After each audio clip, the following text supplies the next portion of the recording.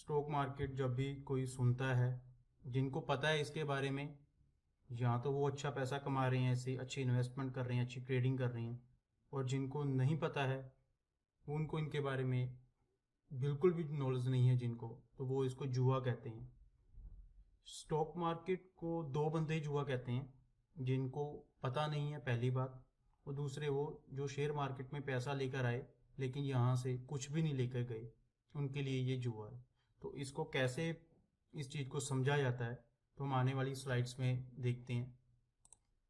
तो ये देखिए, सबसे पहले ब्रीफ एक्चुअल में शेयर मार्केट है क्या। यहाँ पे शेयर्स होते हैं जो एक्सचेंज के ऊपर कंपनी लिस्टेड होती हैं, एनएससी बीसी आपने सुना होगा, लेकिन नहीं सुना तो मैं उसके ऊपर भी एक सेपरेट वीडियो बनाऊंगा। कुछ कंपनीज होती हैं, अगर फिलहाल के लिए आप सिंपल समझ लीजिए, कुछ कंपनीज होती हैं जो अपनी ओनरशिप शेयर्स के रूप में पब्लिक में बांट देती हैं, ताकि वो भी अपनी हिस्सेदारी है जो वो कंपनी में लेकर आए, लेकिन उसके बदले उनको पैसे देने पड़ते हैं। वो पैसे वो शेयर के रूप में कंपनी को देती हैं। ठीक है, इसमें क्या होता है, बायर्स होते हैं, सेलर्स होते हैं, कुछ उस कंपनी के स्टॉक को खरीदते हैं, कुछ उस कंपनी के स्टॉक्स को बेचते हैं। तो इन सभी को बाइंग एंड सेलिंग को स्टॉक मार्केट कहा जाता है। और शेयर किसके होते हैं, उस कंपनी के शेयर्स के साथ ही इन्वेस्टमेंट या ट्रेडिंग की जाती है। अब एग्जाम्पल के तौर पे मान लीजिए एक कंपनी ने 1 लाख शेयर्स हैं, उसको इशू किया है पब्लिक के लिए कि पब्लिक इसको खरीदे। ठीक है, तो जब पब्लिक इसको खरीदेगी तो उससे जो पैसा आएगा वो उसके अपने अलग अलग कामों के लिए यूज़ करते हैं। लाइक कोई नया प्लांट बनाना हो, या अपने बिजनेस की प्रमोशन करनी हो, नया प्लांट बनाना हो, तो इन सभी चीज़ों के लिए, अपने ग्रोथ के लिए इस पैसे को यूज़ करती हैं। और सिंपल है, 1 लाख अगर शेयर किसी कंपनी ने दिए हैं, तो मान लीजिए मैंने ही वो 100 शेयर खरीद लिए हैं उसमें से, तो मैं 0.1% जो स्टॉक्स हैं उस कंपनी की, उसकी मेरे पास ओनरशिप आ जाएगी। इसकी भी एक लिमिट होती है कि आप कितने स्टॉक ले सकते हैं, ये हम आने वाली वीडियोस में देखेंगे। और इसके अलावा शेयर मार्केट में सिर्फ स्टॉक्स पे ही नहीं, म्यूचुअल फंड्स पे, बॉन्ड्स पे, डेरिवेटिव्स पे, इन सभी पे इन्वेस्टमेंट और ट्रेडिंग होती है। आने वाले दिनों में मैं आपके इन सभी के बारे में जो डाउट है वो क्लियर करूंगा। तो चलिए पहले तो ये देख लेते हैं कि मिथ है क्या शेयर मार्केट के बारे में। सबसे पहली मिथ कि ये बहुत ही रिस्की है इन्वेस्टमेंट और ट्रेडिंग पर्पस के लिए। दूसरा है कि आपको बहुत ही ज़्यादा फाइनेंशियली नॉलेज होनी चाहिए, आपका फाइनेंशियल बैकग्राउंड होना चाहिए। इसके अलावा इसमें है कि अगर आपको स्टॉक मार्केट में आना है तो आपके पास पैसा होना चाहिए बहुत ज़्यादा। अगर आप स्मॉल फाइनेंशियल बैकग्राउंड से हैं तो आप इसमें पैसा नहीं कमा सकते, और ना ही आप इसमें आ सकते हैं। और लास्ट, ये जुआ है। जिनकी सोच है वो ये कहते हैं कि ये जुआ है। चलिए देख लेते हैं। और एक लास्ट चीज, ऊपर आया तो बेच दिया, नीचे आया तो खरीद लिया। जिनकी ये मेंटालिटी है वो कैसे शेयर मार्केट से लॉस लेते हैं, अगली स्लाइड में देखते हैं। देखिए, बिल्कुल सही है, ये रिस्की है इन्वेस्टमेंट एंड ट्रेडिंग पर्पस के लिए, बट सिर्फ शॉर्ट टर्म के लिए, लॉन्ग टर्म के लिए नहीं। अगर आप शॉर्ट टर्म के लिए, अगर आप आज कोई स्टॉक खरीदते हैं, 1 महीने बाद देखते हैं उसका प्राइस थोड़ा डाउन आ गया है, तो उसका मतलब ये नहीं है कि वो कंपनी खराब है। अगर आपने अच्छी कंपनी चूज की है तो यहाँ पे डरने की बात नहीं है। शॉर्ट टर्म इन्वेस्टिंग की बात कर रहा हूँ, ऑफकोर्स उसमें थोड़ा डर होता है, लेकिन अगर आप लॉन्ग टर्म के लिए चल रहे हैं तो आपको डरने की जरूरत नहीं है। एक चार्ट दिखाता हूँ मैं आपको। ये है सेंसेक्स, जो हमारा शेयर मार्केट का सबसे बड़ा इंडेक्स है, सेंसेक्स। आप इसकी स्टार्टिंग देखिए, जीरो से हुई थी, अगर आप नीचे ये देख पा रहे होंगे तो जीरो से स्टार्ट करने वाला 1991, 96, 20, 206, 2011, 2016, 2021, आज ये 1,000 से स्टार्ट होकर आज 61,185 पे चला गया है। एक चीज तो यहाँ पे 100% श्योर है कि ये बढ़ेगा ही बढ़ेगा, इसमें कोई डाउट ही नहीं है, लेकिन लॉन्ग टर्म के लिए। अब यहाँ पर अगर आप देखें 2007-8 में फॉल भी आया था, फिर ये चढ़ा, फिर थोड़ा सा फॉल आया, फिर ये चढ़ा, 2020 का कोरोना काल बढ़ा, और उसके बाद देखिए क्या रैली आई है इसमें। तो ऐसा कभी नहीं होगा कि ये गिरेगा। कुछ टाइम के लिए, कुछ पर्पस के लिए कोई चीज़ हो जाए, कोई लाइक जैसे कोरोना आ गया था, उस टाइम कुछ सेलिंग ज़्यादा हो जाती है, उस टाइम गिरता है, लेकिन इसने after all at the end बढ़ना ही बढ़ना है। और अगर हम निफ्टी चार्ट जो है हमारा, उसकी बात करें तो सेम ये भी बिल्कुल आगे जा रहा है, बढ़ रहा है और बढ़ता ही रहेगा। इन निफ्टी क्या होती है, बैंक निफ्टी क्या होती है, सेंसेक्स क्या होता है, ये सभी मैं आपको आने वाली वीडियोस में बताऊंगा। बैंक निफ्टी का भी देख लीजिए। अच्छा, एक मैं बता दूं, निफ्टी में वो स्टॉक्स होते हैं जो वन ऑफ द 50 जो स्टॉक हैं हमारे स्टॉक मार्केट के सबसे बेस्ट स्टॉक्स, वो निफ्टी 50 में आते हैं। और जो बैंक निफ्टी में है, इसमें ऑलमोस्ट सभी बैंक्स हैं, सिर्फ बैंक्स, वो यहाँ पे आते हैं। तो ये आप देख लीजिए, 1,000 से स्टार्ट हुआ हुआ आज 41,600 के अराउंड पहुँच चुका है। ये है पावर, अगर आप इन्वेस्टमेंट को लॉन्ग टर्म के लिए लेके जा रहे हैं। चलिए दूसरी बात, जो दूसरी मिथ थी कि आपका जो बैकग्राउंड है वो फाइनेंशियली साउंड होना चाहिए और आपको अच्छी नॉलेज होनी चाहिए। वेल, अगर आपके पास ये नॉलेज है तो बेटर है, आप इस चीज़ को काफ़ी अच्छा अंडरस्टैंड कर पाएंगे। लेकिन नहीं भी, सिंपल सी बात है, अगर आपने कोई कंप्यूटर चलाना सीखना है तो आपको ज़रूरी नहीं है कि आपको कोई डिग्री लेनी पड़ेगी। अब मैंने कोई डिग्री नहीं ली, मैं किसी स्पेशल इंस्टीट्यूट में नहीं गया। कंप्यूटर है, कंप्यूटर चलाना कोई भी सीख सकता है। वैसी मार्केट है, कोई स्पेसिफिक मेरे को कोडिंग नहीं चाहिए इसके लिए। मेरे को एक सिंपल, मैंने सीखना है तो मैंने सीख लिया, कहीं मेरे को स्पेशली इसके लिए जाने की जरूरत नहीं है। और वैसी शेयर मार्केट है, कोई स्पेशली आपको नॉलेज नहीं लेने की जरूरत है। अब कुछ नामों पे हम ध्यान देते हैं।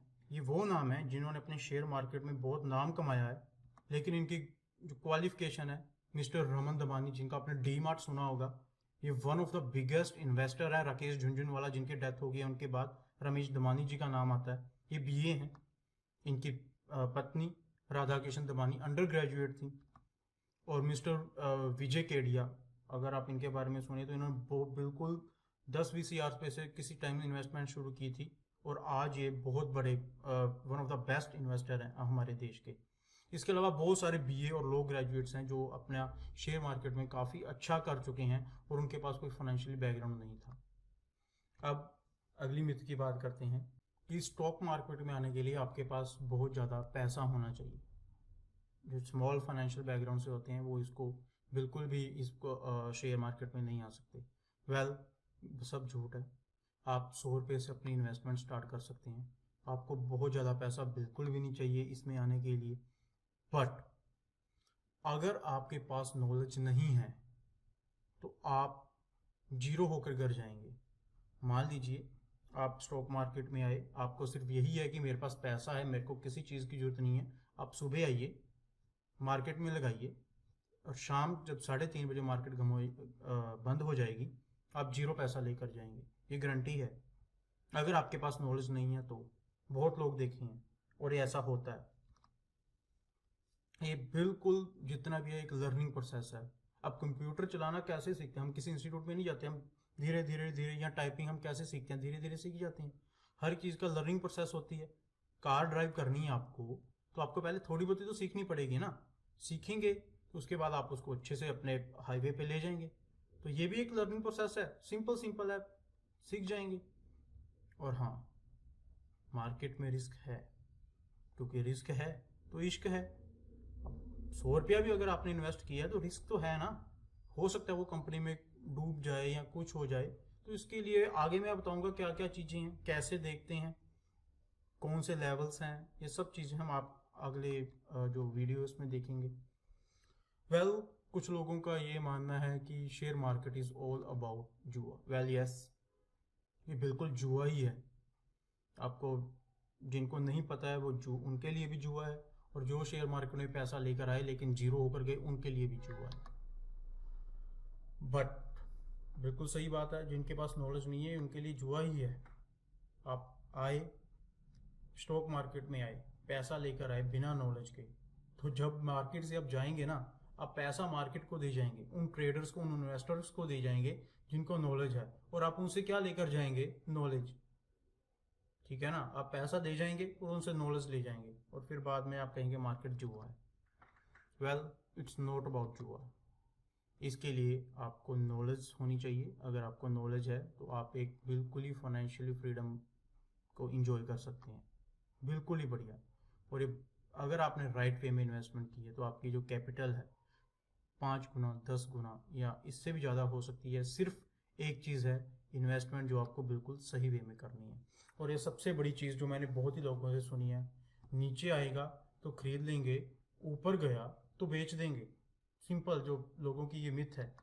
वेल, वो नीचे तो आ गया, आपने बाय कर लिया, लेकिन आपको क्या पता कि वो उससे भी नीचे जाना हो। तो इस चीज़ का क्या आंसर हो सकता है? वो है स्टडी। जब आप स्टडी करते हैं तो आपको पता लग जाता है कि ये यहाँ पर आ गया है, ये यहाँ से चांसेस हैं इसके और नीचे जाने का। तो ये भूल जाओ कि नीचे आएगा तो खरीद लेंगे, ऊपर जाएगा तो बेच देंगे, ऐसा कभी नहीं होता। इट्स नॉट अबाउट तीर तुक्का, जिसको लोग कहते हैं कि मैं तीर चलाऊंगा तुक्के से शायद वहां पे लग जाए। नहीं, ये तुक्का नहीं चलेगा, ये तुम्हारा पैसा ले जाएगी। तभी तो कहते हैं मार्केट जुआ है, लेकिन किन के लिए? जिनको समझ नहीं है। It's all about financial and technical aspects.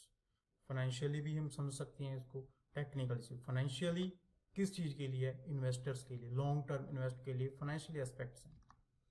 Traders होते हैं जो जो ट्रेडिंग करते हैं, वे आपको बताऊंगा इन्वेस्टमेंट और ट्रेडिंग में क्या फ़र्क है। वो इसके ऊपर टेक्निकल्स हैं, जो इसके चार्ट्स बनते हैं उनके ऊपर ड्राइंग करते हैं, स्पॉट रेजिस्टेंस ट्रेंड लाइन बनाकर देखते हैं कि ये स्टॉक कहाँ से कहाँ तक जा सकता है या इंडेक्स कहाँ से कहाँ तक जा सकता है। वेल, आपको ये सब टेंशन लेने की जरूरत नहीं है। ये सभी चीज़ें आपको इंटरनेट पे फ्री ऑफ कॉस्ट मिलती हैं। जो चार्ट्स हैं आपके पास हर टाइम बने रहते हैं, 24 घंटे। आज से 20-25 साल पुराने से लेकर आज तक का चार्ट आपके पास अवेलेबल है, बिल्कुल फ्री ऑफ कॉस्ट। जो भी आपका डीमैट अकाउंट होगा, जो भी आप डीमैट अकाउंट खोलेंगे उसमें आपको चार्ट हमेशा दिखेगा। डीमैट अकाउंट क्या है, ये सारी जानकारी मैं आपको आगे दूंगा। और ये सारी चीज़ें फ्री है। फाइनेंशियली सॉफ्टवेयर्स हैं, फ्री हैं, फ्री ऑफ कॉस्ट वेबसाइट्स हैं। आपको हर एक चीज़ पता लग जाएगी कहाँ पे आपको अच्छा फाइनेंशियल लॉन्ग टर्म ट्रेड करना है या लॉन्ग टर्म इन्वेस्टमेंट करनी है, आपको हर एक चीज़ पता लग जाएगी। सो ये एक छोटी सी वीडियो थी मेरी शेयर मार्केट के ऊपर। आई होप आपको ये पसंद आई होगी, और अगर आपको ये पसंद आई है तो मेरे चैनल को जरूर सब्सक्राइब कीजिए। Important facts of stock market. मैंने बहुत से लोगों को देखा है जो बिल्कुल डायरेक्टली स्टॉक मार्केट में आते हैं और सिर्फ ऑप्शन ट्रेडिंग करने लग जाते हैं, जो कि one of the biggest risk in stock market है। आजकल हर किसी को यही है कि मैं एक ही दिन में सारा पैसा बना लूं और बस, लेकिन बनता नहीं है, वो सारे का सारा खत्म हो जाता है। तो पहले हम कुछ फैक्ट्स देख लेते हैं स्टॉक मार्केट के, क्या क्या फैक्ट्स हैं, हम कहाँ पर पूरे वर्ल्ड में, हम कौन से लेवल पे हैं, हमारे कितने बंदे हैं या हमारी कितने जनसंख्या है जो इन्वेस्ट करती है इस मार्केट में, और हम कहाँ पर स्टैंड कर रहे हैं। तो चलिए, हम कहाँ पे हैं। तो देखिए, अगर हम बात करें अमेरिका की, तो वहाँ पे 60% से भी ज़्यादा लोग इन्वेस्ट करते हैं या ट्रेड करते हैं स्टॉक मार्केट में। और वो दुनिया की सबसे बड़ी स्टॉक मार्केट है अमेरिका। और इंडिया में सिर्फ 4 से 5% हमारी पॉपुलेशन के इन्वेस्ट करते हैं या फिर ट्रेड करते हैं स्टॉक मार्केट में, जो कि अमेरिका के सामने कुछ भी नहीं है। हमारे इंडिया में ऑलमोस्ट 70% लोग हैं जिनको पता ही नहीं है कि स्टॉक मार्केट है क्या। इवन उन्होंने फाइनेंशियल स्टडीज की हुई है, बीकॉम की रखी है कईयों ने। इवन मेरे खुद फ्रेंड्स हैं जिन्होंने मेरे साथ बीकॉम कर रखी है, उनको पता ही नहीं है कि स्टॉक मार्केट है क्या, शेयर मार्केट है क्या, क्या रिस्क है, कैसे काम करना है, जबकि वो फाइनेंशियली बैकग्राउंड से हैं। लेकिन इन सब के बावजूद भी हम दुनिया की 7वीं सबसे लार्जेस्ट स्टॉक मार्केट है। मतलब अमेरिका 60% लोग इन्वेस्ट करते हैं और हम सिर्फ 4 से 5% पॉपुलेशन है हमारी जो इन्वेस्ट करती है, लेकिन फिर भी हम 7th largest market in world है। तो अब ये देख लीजिए, जब हमारे इंडिया में ये चीज़ें स्टार्ट होंगी, जो कि अब हो चुकी हैं, तो उस टाइम हम कहाँ होंगे। तो ये एक सोचने वाली बात है। इंडियन शेयर मार्केट की जो कैपिटल है वो 2,80,01,31 करोड़ है। बहुत ज़्यादा कैपिटल है हमारी। और इसके अलावा जो हमारी सिर्फ 10 कंपनियों की जो कैपिटल है वो 74,62,605 करोड़ है। मतलब हमारी सिर्फ 10 कंपनियों की ही कैपिटल इतनी है जितनी कि शेयर मार्केट की ऑलमोस्ट 75% है। और हम सिर्फ 4 से 5% पॉपुलेशन ही इन्वेस्ट कर रहे हैं। ये आपको ध्यान रखना पड़ेगा कि आगे हमारा फ्यूचर है वो कितना ब्राइट है स्टॉक मार्केट में। हमारी इन्वेस्टमेंट में हमारे इंडिया की बात करें तो हमारी इंडिया की जीडीपी आगे बहुत ग्रो होने वाली है, मार्क माय वर्ड्स। अब हमारी जो स्टॉक मार्केट है इसके ऊपर कितनी कंपनीज लिस्टेड है? वेल, अप्रोक्सीमेटली 7,000 कंपनीज लिस्टेड है हमारी स्टॉक मार्केट के ऊपर, जिसमें से 1900 लिस्टेड है एनएसई यानी कि नेशनल स्टॉक एक्सचेंज, और 6100 के अराउंड कुछ होंगी बीएससी बॉम्बे स्टॉक एक्सचेंज पर। मतलब 7-8 हज़ार के करीब हैं कंपनीज। और एनएसई बीएससी क्या होता है, ये कौन सी स्टॉक एक्सचेंजेस हैं, इसके ऊपर मैं अगली जो वीडियो आएगी वो बनाऊंगा। उसमें आपको क्लैरिटी होगी कि ये स्टॉक एक्सचेंजेस कैसे काम करते हैं, इनके ऊपर कैसे लिस्ट किया जाता है, वो सारा कुछ। और 3 तरह की कंपनी लिस्टेड होती हैं इंडियन स्टॉक मार्केट में। कौन कौन सी है? पहली, लार्ज कैप कंपनीज। एक कंपनी जिसकी कैपिटल 10,000 करोड़ है, यानी कि एक कंपनी है, उसकी वैल्यूएशन हर एक चीज़ मिलाकर, उसकी लाइबिलिटीज, उसकी एसेट्स, हर एक चीज़ मिलाने के बाद अगर वो 10,000 की उसकी कैपिटल है तो उसको लार्ज कैप कंपनी कहा जाता है। मिड कैप में 500 करोड़ से 10,000 करोड़ तक की जो कंपनीज होती हैं उनको मिड कैप कहा जाता है। और स्मॉल कैप जो 500 करोड़ तक होती हैं, जिनकी जो आमदनी है वो बहुत कम है, छोटी कंपनीज हैं लेकिन वो मार्केट के ऊपर रजिस्टर्ड हैं, तो इनको स्मॉल कैप्स कहा जाता है। अब देखते हैं कि हमने स्टॉक मार्केट में ही क्यों इन्वेस्ट करना है। बैंक में हम एफडी भी तो करवा सकते हैं, रियल स्टेट में हम कोई प्लॉट्स ले सकते हैं, फ्लैट ले सकते हैं, लेकिन स्टॉक मार्केट ही क्यों? वेल, यहाँ पर क्या होता है, यहाँ पर डिफरेंट कंपनीज हैं, डिफरेंट कंपनी के डिफरेंट स्टॉक्स हैं। जब आप किसी चीज़ में इन्वेस्ट कर, अगर आप किसी स्पेसिफिक चीज़ में अगर आप इन्वेस्ट कर रहे हैं, मान लीजिए आप इन्वेस्ट कर रहे हैं रियल स्टेट में, कोई पता नहीं कब, जैसे पहले कोरोना आ गया था, या अभी आगे कुछ नहीं पता, इन्फ्लेशन ज़्यादा हो जाए तो आपके फ्लैट्स नहीं बिकेंगे, इतनी महंगाई में कोई नहीं लेगा आपके फ्लैट्स या आपके प्लॉट्स कोई नहीं लेगा। लेकिन यहाँ पे आप डिफरेंट कंपनीज के, लाइक कोई शेयर हो गया फार्मास्यूटिकल, कोई शेयर हो गया बैंकिंग, कोई शेयर हो गया रियल स्टेट, आप डिफरेंट कंपनीज में इन्वेस्ट कर रहे हैं। और इससे क्या होगा, आपकी जो मनी है वो इन्फ्लेशन से प्रोटेक्ट होगी, टैक्सेस बचेंगे आपके। जो स्टॉक मार्केट से इन्वेस्ट करके जो पैसे कमाते हैं उनको टैक्सेस बहुत कम है, वो भी वीडियो में आपके लिए आगे लेकर आऊँगा, तो इसलिए आपको इस चीज़ में आना चाहिए। सेकंड थिंग, जो इन्वेस्टमेंट्स आप करते हैं, डिफरेंट टाइप्स की इन्वेस्टमेंट करते हैं आप, उसके जो आपकी इनकम है वो जनरेट होती है और मैक्सिमाइज होती है एज कम्पेयर टू बैंकिंग। और अगर हम स्टॉक मार्केट से इन्वेस्टमेंट को कंपेयर करें तो इसमें बहुत डिफरेंस है। हालांकि ठीक है, बैंक में एक हम ये सोच रखते हैं हमेशा कि यहाँ पे हमारे पैसा सेफ है, लेकिन आजकल ऐसा भी कुछ नहीं है, बैंक भी दिवालिया हो रहे हैं, यू बेटर नो। अब इसमें क्या होता है, देखिए सिंपल सी बात है, स्टॉक मार्केट में जो पीपल होते हैं वो पोटेंशियल रिटर्न लेते हैं कि मेरा टारगेट इतना है, लेकिन अगर हम बात करें बैंक्स की तो वहाँ पे आपको फिक्स मिलेगा। अगर आपकी एफडी 4% है तो 4% ही मिलेगी आपको, इससे ज़्यादा वो नहीं देंगे। लेकिन इसमें ये नहीं है ऐसा, इसमें आप अपनी मर्जी से जितना इन्वेस्ट करेंगे, जैसा आप देखना चाहते हैं, जैसा पोटेंशियल आप देखना चाहते हैं, वैसे ही आपको रिटर्न मिलेगी।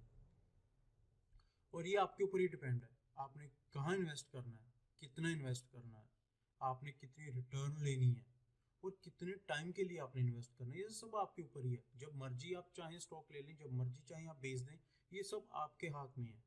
कैसे ही लेने हैं, कैसे बेचने हैं, हम आने वाली वीडियोस में बात करेंगे इसके ऊपर। और सबसे बड़ी बात, जब आप किसी स्टॉक को बाय करते हैं ना, तो आपको उस कंपनी की ओनरशिप मिल जाती है। हालांकि एक परसेंटेज होती है ओनरशिप लेने की, तो उस परसेंटेज के अकॉर्डिंग आपकी जो इन्वेस्टमेंट होती है वो आपको ओनरशिप दे देती है कंपनी। इसके काफ़ी बेनिफिट्स होते हैं। एक बेनिफिट, जिसमें से एक बेनिफिट ये है कि आप उनकी जो मीटिंग्स होती हैं, एनुअल जनरल मीटिंग, वो आप ऑनलाइन या ऑफलाइन उनको अटेंड कर सकते हैं। आपको स्पेशल ईमेल आती है, डिपेंड करता है कि आपने ऑनलाइन जो कंपनी ऑनलाइन फैसिलिटीज़ दे रही है या ऑफलाइन फैसिलिटीज़ दे रही है। इवन आपसे अगर उन्होंने कुछ राय लेनी हो तो वो आपसे राय भी लेते हैं, क्योंकि आप उस कंपनी के शेयर होल्डर हैं और share holder is equal to owner. So that is why you have to invest in stock market. Long term investments are safe and rewardable. मैं यहाँ पे इन्वेस्टमेंट की बात कर रहा हूँ, मैं ट्रेडिंग की नहीं, trading is a different thing, हम उसके ऊपर भी वीडियोस बनाएंगे।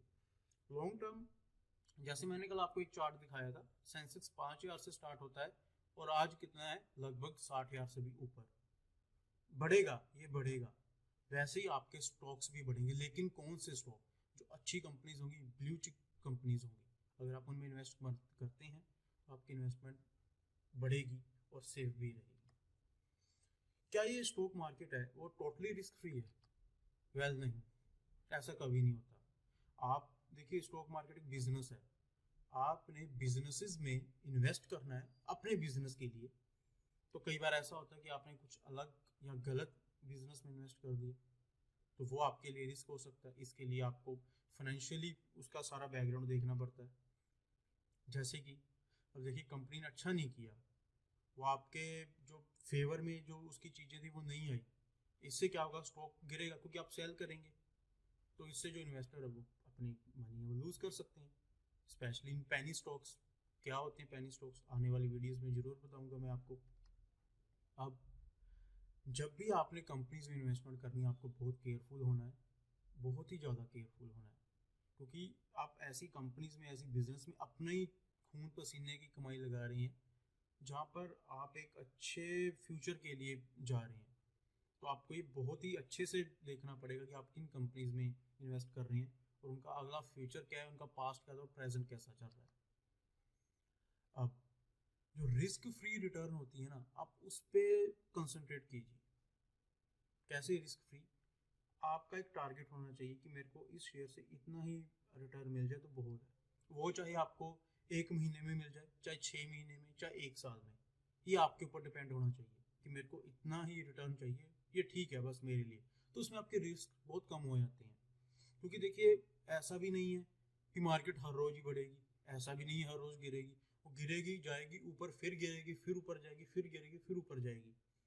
तो कई बार ऐसा होता है कि हम डर जाते हैं कि नहीं यार अब तो काफ़ी नीचे आ गई, ऐसा होगा। तो सबसे अच्छा है एक टारगेट रखिए, उसको अचीव कीजिए, और उसके बाद अगर उस स्टॉक से निकलना है तो निकल लीजिए। अदरवाइज अगर आपने लॉन्ग टर्म करना है तो आप लॉन्ग टर्म कर सकते हैं। गोल सेट कीजिए, अपनी स्ट्रेटजीज को इम्प्लीमेंट कीजिए और प्रॉफिट गेन कीजिए। सिंपल। लॉस है इसमें, नो डाउट कि लॉस नहीं है, लेकिन आप अगर कुछ स्ट्रेटजीज के अकॉर्डिंग कुछ अच्छी कंपनीज में इन्वेस्ट करेंगे तो you will get a tremendous return on stock market. Well, इसमें जो पैसे हैं वो लूज क्यों करते हैं लोग? तो सबसे पहले है पेनी स्टॉक्स। अगर मैं आपको ब्रीफली बताऊँ, पेनी स्टॉक्स वो हैं जो बहुत ही छोटे हैं, जिनकी वैल्यू कुछ भी नहीं है। अब कुछ स्टॉक ऐसे ही हैं, जैसे MRF है, वो 75,000 रुपये का एक शेयर है। टाटा मोटर्स है, 500-600 रुपये का शेयर है। टाटा पावर है, 300-400 रुपये का शेयर है। रिलायंस है, 2500-2600 का शेयर है। तो पेनी स्टॉक्स क्या है? 1 रुपया, 2 रुपया, 50 पैसे, 5 रुपये, 10 रुपये, 15, 20, 25 मैक्सिमम। लोग इन स्टॉक्स में इन्वेस्ट करते हैं कि ये सस्ता है, लेकिन जो सस्ता है ना वही आपको मरवाता है। यहाँ पे आपको सस्ते स्टॉक्स को नहीं देखना है, ऐसे स्टॉक्स को। तो जो ऑपरेटर बैठे होते हैं ना पीछे, बहुत बड़े बड़े ऑपरेटर्स, इनके बारे में मैं आपको बताऊंगा। वो तो ऐसे कंपनियों को ऐसे ही घुमा देते हैं कि आपका पैसा उसी टाइम खत्म कर देते हैं वो। तो पेनी स्टॉक्स के में कभी नहीं जाना, हमने फाइनेंशियली साउंड कंपनीज में जाना है। कभी ये नहीं देखना कि स्टॉक का प्राइस ज़्यादा है, स्टॉक प्राइस का कम है, ये कभी नहीं होता। आपने बिजनेस में इन्वेस्ट करना है, ना कि इन पेनी स्टॉक्स में। अब अगर आपके पास नॉलेज नहीं है ना कंपनीज की पॉलिसीज के बारे में, मैनेजमेंट के बारे में, तो आप 100% पैसा लूज करेंगे, इसमें कोई डाउट ही नहीं है। तो before investing you have to be very careful about company policies and management, and without knowing the financial condition of company आप तो भी पैसा लूज करेंगे। आपको पता ही नहीं, आपने उसका प्रॉफिट एंड लॉस अकाउंट नहीं देखा, आपने उनकी बैलेंस शीट नहीं देखी, आपने उनका प्रीवियस रिकॉर्ड नहीं देखा, आपने फ्यूचर उनके क्या डेब्ट्स हैं, क्या लाइबिलिटीज हैं, वो आपने बिल्कुल नहीं देखी। आपने सिर्फ देखा कि ये चढ़ रहा है स्टॉक, मैं इसको बाय कर लेता हूँ, और जिस दिन आप बाय करेंगे उस दिन वो गिर जाएगा। ये 100% गारंटेड है अगर आप ये चीज़ें उन स्टॉक्स में इन्वेस्ट करते हुए नहीं देखेंगे। रिसर्च कीजिए, ठीक है? अगर आप रिसर्च नहीं करते हैं और स्टॉक हैं जिनको सिर्फ टिप्स पे खरीद लेते हैं, जैसे टीवी पे आ जाता है, या आपको कोई और कह दे, या मैं कह दूँ आपको कि आप ये स्टॉक खरीद लीजिए, जबकि मैंने उसके पीछे भी मैंने कोई रिसर्च नहीं की। मैं आपको कोई भी पेनी स्टॉक दे दूँ, यार 5 रुपये का शेयर है, इसको खरीद लो, 1 महीने बाद ये 10 रुपये का हो जाएगा, कभी हो ही नहीं सकता। इस स्टॉक के बढ़ने की भी एक लिमिट होती है। एक दिन में कोई स्टॉक 5% बढ़ सकता है मैक्सिमम, तो कोई 20%। अब 5 रुपये का 10% कितना हुआ? 50 पैसे। तो आपको इस चीज से देखना है। तो ऐसे ही आप किसी भी स्टॉक में इन्वेस्टमेंट करेंगे तो आप अपना पैसा वो लूज करेंगे without proper money and risk management. आपने स्टॉक्स खरीद लिए, आपके पास 1 लाख रुपए, आपने पेनी स्टॉक्स खरीद लिए, या कुछ ऐसे स्टॉक्स खरीद लिए जिस कंपनी का कोई वजूद ही नहीं है, या उस कंपनी में कुछ अच्छी मैनेजमेंट नहीं है, अच्छी पॉलिसीज नहीं है, अच्छा प्रॉफिट नहीं है उनका, उनमें अगर आप खरीदोगे तो आप डेफिनेटली पैसे गवाओगे। रिस्क मैनेजमेंट यही है। 1 लाख रुपए है आपके पास, आपने 1 लाख के एक ही कंपनी में डाल दी, वो कल को डूब गई, आपका पैसा भी डूब जाएगा और साथ में आप भी डूब जाओगे, और हाँ, आपकी नैया भी डूब जाएगी। तो इसलिए इन चीज़ों से अवेयर रहिए। और मुझे एक रात में पैसा डबल करना है, ऐसा कोई भी रूल स्टॉक मार्केट में नहीं है। चाहे आप ट्रेडर हैं, चाहे आप आपका पैसा एक दिन में डबल कभी नहीं होगा। It's all about maintenance of your money, risk management, money management. ये एक पेशेंस का गेम है। ये आपको पेशेंस रखना पड़ता है इन्वेस्टमेंट में। कभी नीचे भी आएगा, ऊपर फिर जाएगा, फिर नीचे आएगा, ऊपर जाएगा। कौन कंपनीज आएंगी जो अच्छी कंपनीज हैं, सिर्फ उनमें इन्वेस्ट कीजिए। पैसा फिर भी एक दिन रात में डबल नहीं होगा, लेकिन धीरे धीरे होगा। आगे बहुत महंगाई आने वाली है, और अगर आपने आज से ही इन्वेस्टमेंट स्टार्ट नहीं की तो आगे जाके आपको प्रॉब्लम हो सकती है। सो अच्छे से सर्च कीजिए, अच्छी चीज़ें देखिए स्टॉक्स में। कैसे देखने वो सारे मैं वीडियोस एक पूरी सीरीज बनाऊंगा। बहुत लंबी सीरीज होने वाली है, लेकिन आपके बेनिफिट के लिए होगी। ठीक है दोस्तों, तो हम मिलते हैं अभी नेक्स्ट वीडियो में। पे हम सबसे पहले स्लाइड है exchanges of stock market. Basically stock exchange होती क्या है, ये सबसे पहले तो इसका ये काम होता है कि ये जो स्टॉक ब्रोकर्स होते हैं, यानी कि जिनके थ्रू हम बाइंग या सेलिंग करते हैं स्टॉक्स की, तो ये उनको लाइसेंस देते हैं। सेकंड नंबर पे ये हमारे सारे जो भी कोड है शेयर्स का, जो ट्रेडिंग की है, इन्वेस्टिंग की है, किसने किससे शेयर बाय किए हैं, परचेज किए, क्योंकि हमें नहीं पता लगता वो, लेकिन एक्सचेंज के पास वो सारे का सारा रिकॉर्ड होता है। इसके अलावा एक्सचेंज का सारा full over control stock brokers के ऊपर होता है, ताकि वो किसी भी तरह का कोई भी फ्रॉड ना कर सकें। क्योंकि कई बार होता है कि हमने जैसे बाइंग कहीं और पे की है, तो कई बार जो स्टॉक ब्रोकर होता है वो अपने बेनिफिट के लिए कहीं और शो कर देता है। तो इन सब चीज़ों के लिए अगर हमारे साथ कोई इशू आता है, तो हम अपने एक्सचेंज को डायरेक्टली जो ईमेल है वो कर सकते हैं। और इसके अलावा ये जो एक्सचेंजेस होती हैं, इनके ऊपर भी एक इनका मेन हेड है जो है SEBI, securities and exchange board of India, जिसके अंडर ये सभी एक्सचेंजेस काम करती हैं। और इन एक्सचेंजेस के नीचे काम करते हैं स्टॉक ब्रोकर्स। और ये जो securities and exchange board of India है, वो इंश्योर करता है जो एक्सचेंजेस हैं वो वर्किंग, जो इनके रूल्स एंड रेगुलेशंस हैं उनको फॉलो करें। ठीक है, उसको बिल्कुल इम्प्लीमेंट करवाएं स्टॉक ब्रोकर से। तो ये एक बिल्कुल पहलू होता है, यानी कि सबसे पहले सेबी आती है, उसके बाद एक्सचेंज आते हैं, एक्सचेंज के बाद आपके स्टॉक ब्रोकर्स आते हैं। ताकि मतलब आपको अगर किसी भी तरह का कोई इशू आता है, तो आप पहले एक्सचेंजेस को कह सकते हैं स्टॉक ब्रोकर के अगेंस्ट, लेकिन अगर आपको वहां पर हल नहीं मिलता तो आप सेबी को कह सकते हैं। अगर आपके एक्सचेंजेस के साथ आपको कोई प्रॉब्लम आ रही है या कोई इशू आ रहा है, तो आप सेबी में भी डायरेक्टली कॉन्टैक्ट कर सकते हैं। हमारे यहाँ पे कितनी एक्सचेंजेस हैं? वेल, जब पहले का ट्रेडिशन था, जब स्टॉक मार्केट शुरू हुई थी, तो उस टाइम काफ़ी सारे थे। लेकिन फिलहाल हमारे पास जो स्टॉक्स हैं वो दो हैं, जिनके अंडर हम अपने स्टॉक्स हैं वो बाय और सेल करते हैं। एक है NSE, national stock of exchange, जिसका सभी को पता है, और दूसरा है BSE, Bombay stock of exchange. जो एनएसई है वो सबसे ज़्यादा फेमस है हमारे इंडिया में, क्योंकि यहाँ पर फ्यूचर एंड ऑप्शंस की भी हमारे पास ऑप्शंस हैं। लेकिन बीएसई में फ्यूचर एंड ऑप्शन की ट्रेडिंग नहीं होती, जो कि सबसे वन ऑफ द फेमस चीज़ है स्टॉक मार्केट में। और इसके अलावा जो बीएसई है वो सबसे ओल्डेस्ट है, और वो भी पूरे एशिया की। लेकिन फिलहाल के लिए जो एनएसई है, इसमें जो वॉल्यूम्स हैं, यानी कि जो स्टॉक्स खरीदे और बेचे जाते हैं, वो काफ़ी ज़्यादा हैं एज कम्पेयर टू बीएसई। तो इतना ही है एक्सचेंजेस के बारे में। और अगर हम बात करें buying and selling of share, तो ऑल जो ट्रेडिशन था उस टाइम फिजिकली सेटलमेंट होती थी। अभी तो क्या करते हैं कि हमने आपको, किसी ने शेयर बेचा या किसी ने खरीदा, विद इन 1 और 2 डेज आपके डीमैट अकाउंट, जो जिसके ऊपर मैं वीडियो बनाऊंगा, तो उसमें वो जो स्टॉक्स हैं वो आपके क्रेडिट हो जाते हैं। अगर आपने बाय किए हैं किसी से, तो आपके अकाउंट में वो क्रेडिट हो जाएंगे। अगर आपने सेल किए तो आपके अकाउंट से डेबिट होकर किसी और के अकाउंट में क्रेडिट हो जाएंगे। वेल, पहले क्या था, अगर आप बायर होते थे तो आपको क्या करना, उन स्टॉक्स की डिलीवरी मिलती थी, जो उसकी एक्सपायरी डेट होती है, उसके बाद आपको जो स्टॉक्स थे वो आपको मिल जाते थे। इसके लिए आपको फिजिकली ही जाना पड़ता था स्टॉक ब्रोकर के पास। वहां से जो सेलर है वो वहां पे अपने, जो जिसने आपको सेल किए हैं, वो वहां पे आपको जो अपने स्टॉक्स हैं वहां पे सबमिट करता था, और उसके बाद जो बायर्स हैं वहां पे जाते थे, वहां से अपने जो स्टॉक्स हैं वो ले आते थे, और आपके डीमैट अकाउंट में वो क्रेडिट हो जाते थे। और अगर आप सेलर थे, तो सेलर में आपको बिल्कुल ऐसे करना पड़ता था कि आपने जो स्टॉक सेल किए हैं, आपको पहले ब्रोकर के पास जाना पड़ता था, वहां पर जो स्टॉक्स है वहां पे देने पड़ते थे। उसके बाद वहां से बायर है जो, वो वहां से ले लेता था उन स्टॉक्स को, और उसके बाद जो स्टॉक्स हैं वो आपके अकाउंट में वो क्रेडिट कर दिए जाते थे। और आज का कंडीशन क्या है, बहुत ही सिंपल है, हमें कहीं जाने की जरूरत नहीं है। हमारे एक ही क्लिक पर जो स्टॉक्स हैं वो बाय या सेल हो जाती हैं। अगर हमने ट्रेडिंग करनी है तो वो भी बिल्कुल इसी तरीके से हो जाती है, तो हमें कोई इशू नहीं है आजकल।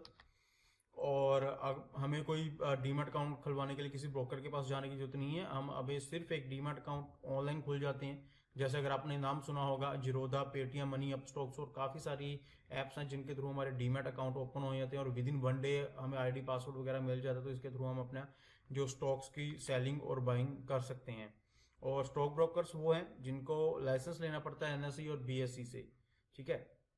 जो एनएसई और बीएसई वो अपना जो लाइसेंस है वो प्रोवाइड कराती है स्टॉक ब्रोकर्स को, ताकि ये आगे हमें परमिट कर सके कि हम जो स्टॉक्स हैं उनको बाय और सेल कैसे कर सकते हैं। और लास्ट में स्टॉक ब्रोकर्स कौन है? स्टॉक ब्रोकर्स एक बिल्कुल अमेजोन, फ्लिपकार्ट की वेबसाइट जैसी हैं। देखिए, अगर मैंने कोई चीज़ लेनी है और मेरे को कोई चीज़ पसंद आ गई, लेकिन वो जो सेलर है वो मुंबई में बैठा है, तो मैं डायरेक्टली अब वहाँ पे जाऊँगा, इतना खर्चा करूँगा, तो वो मेरे बस की बात नहीं है। तो सिंपली फ्लिपकार्ट से मैं ऑर्डर करूंगा, वो ऑर्डर विद इन 2-5 डेज मेरे पास आ जाएगा। अमेजोन से करूंगा तो भी मेरे पास आ जाएगा। और अगर मेरे को कुछ सेल करना है, अगर मैं सेलर हूँ, तो मैं अपने जो प्रोडक्ट्स हैं वहाँ पे डाल दूंगा दोनों वेबसाइट्स पे, और आगे जो बायर्स हैं वो वहाँ से खरीद लेंगे। सेम वही काम स्टॉक ब्रोकर का है, क्योंकि हम डायरेक्टली किसी के पास जाके अब स्टॉक्स नहीं खरीद सकते, एक्सचेंज से स्टॉक नहीं खरीद सकते, हमें एक बीच में दलाल चाहिए जिसके थ्रू हम जो स्टॉक्स हैं उनको बाई और सेल कर सकते हैं। तो वो दलाल हैं stock brokers, Zerodha, Paytm, Upstox, Fyers, काफ़ी सारे हैं। तो उनके थ्रू आपने जो भी आपकी बाइंग या सेलिंग करने का शेयर की मंशा है, आप उसको उनके थ्रू ही पूरा कर सकते हैं। अदरवाइज आप डायरेक्टली किसी के पास जाकर फिजिकली, ये वैलिड नहीं है आजकल, आजकल टोटली ऑनलाइन है, तो आपको ऑनलाइन ही काम करना पड़ेगा। और लास्ट में ये आपसे कुछ अमाउंट चार्ज करते हैं, इनकी ब्रोकरेज, स्टॉक ब्रोकर्स होते हैं ये कुछ ब्रोकरेज चार्ज करते हैं। जो इनके अलग अलग प्लेटफॉर्म है, अलग अलग कंपनीज की अलग अलग पॉलिसीज होती हैं, तो वो कौन कौन सी होती हैं वो अभी जब मैं आपके एक वीडियो बनाऊंगा डीमैट अकाउंट के ऊपर, तो उसमें मैं आपको सारा कुछ बताऊंगा कि कौन सी कंपनी कितना चार्ज करती है, किसमें बेनिफिट है। इन सभी चीज़ों के बारे में आपके नेक्स्ट या उससे नेक्स्ट वाली वीडियो में आपके लेकर आऊँगा। तो यही थी एक आपकी छोटी सी इंट्रोडक्शन की एक्सचेंजेस क्या होती हैं और स्टॉक ब्रोकर्स क्या होते हैं, बिल्कुल सिंपल वे में। एक्सचेंजेस वो हैं जो सेबी के अंडर काम करती हैं, और एक्सचेंजेस के नीचे काम करते हैं स्टॉक ब्रोकर्स। स्टॉक ब्रोकर्स हमें परमिशन देते हैं कि हम अपने स्टॉक्स को सेल या बाय इन्वेस्टमेंट पर्पस के लिए या ट्रेडिंग पर्पस के लिए कर सकें। सो दोस्तों, ये थी आज की वीडियो जिसमें मैंने आपको कुछ एक्सचेंजेस के बारे में, स्टॉक ब्रोकर्स के बारे में बताया। आई होप कि आपको वीडियोस पसंद आ रही होंगी। अगर आपको वीडियोस पसंद आ रही हैं तो मेरे चैनल को जरूर सब्सक्राइब कीजिए, लाइक कीजिए, ताकि आगे से मुझे भी मोटिवेशन मिलता रहे कि मैं आपके लिए बिल्कुल बेसिक से लेकर बिल्कुल एडवांस सीरीज सभी के तरह की वीडियोस आगे लेकर आता रहूँ।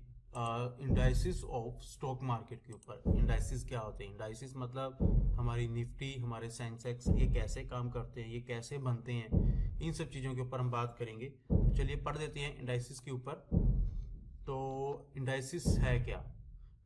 ये रिप्रेजेंट करते हैं पूरे एंटायर मार्केट को। जैसे अगर आपने कभी न्यूज़ देखी होगी, वहाँ पे आप पढ़ते हैं आज निफ्टी इतने पॉइंट गिरा, सेंसेक्स इतने पॉइंट चढ़ा या गिरा।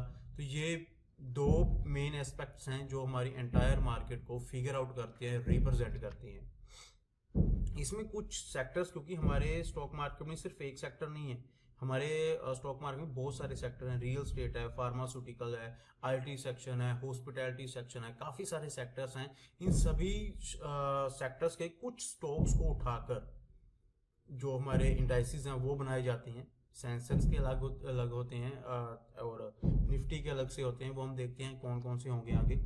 और हमने एक्सचेंजेस के बारे में तो पढ़ ही लिया है, एनएसई और बीएसई, ये दो ही मेन हमारी एक्सचेंजेस हैं। इन्हीं के ही जो इंडाइसिस सेंसेक्स और निफ्टी हैं, तो इनके ऊपर ही हम बात करेंगे। हम दोनों के अपने अपने इंडाइसिस हैं, जैसे कि मैंने बताया बीएसई है जो उसका सेंसेक्स है, और जो एनएसई है उसका निफ्टी है।